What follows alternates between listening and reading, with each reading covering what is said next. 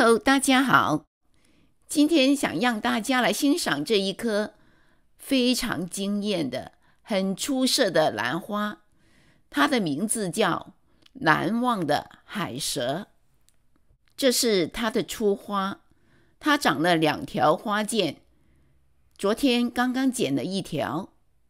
因为最近兰舍要重新粉刷墙壁，做防水防霉的工程，所以呢，一直没有时间跟大家分享。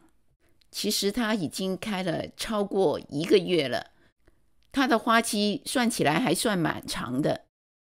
这盆花我是从小苗把它带大的，算起来也应该差不多3年了。现在长出花剑的这一棵苗呢，是今年才长出来的。我买来的时候就跟手指那么细的一棵苗，这个手指着的小球茎是养了1年多才长成的。去年它长了新芽，新芽又长成了一个大的球茎，这个大的球茎今年又发了新苗，现在新苗还没有长成球茎，它就已经出了1支花剑。1支花剑我已经非常高兴了。不久又发现它长了新叶，还抽了1条新的花梗。但是很不幸的，因为放在外面难以避免有虫，被虫子咬了3个花苞。等到它第1条花剑开放，而第2条又没有开的时候是最美的。但是因为那个时间正在忙着兰舍的墙壁粉刷，没有时间来拍视频，直到第1条花剑快要谢的时候才拍下了这个视频。虽然虫子咬掉了3个花苞，但是呢，看起来花还不算少。可能是因为花朵大的原因，养这种大花的文心兰，不要以为它的球茎还没长成就不会长花。看这里，球茎现在才刚刚开始膨胀长大。现在让我们一起再来细细的欣赏这颗蜘蛛兰。它如果说像蜘蛛，我觉得它更像火焰。无论是它的萼瓣还是它的花瓣，都是火的形状，上上翘起。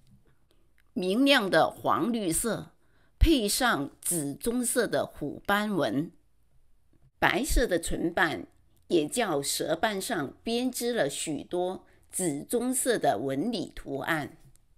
舌尖是尖角形，整朵花看上去充满了野性和动感。接下来跟大家分享一下我对它的照顾方式。小苗的时候是用传水台，今年3月份的时候我给它换盆，植料是加拿大的兰花黑金配方。其实用什么植料都没有太大的关系，只是它比较喜湿，植料差不多要干了就要浇水，它吸水的量还是比较多的，所以呢，建议用比较保湿的材料。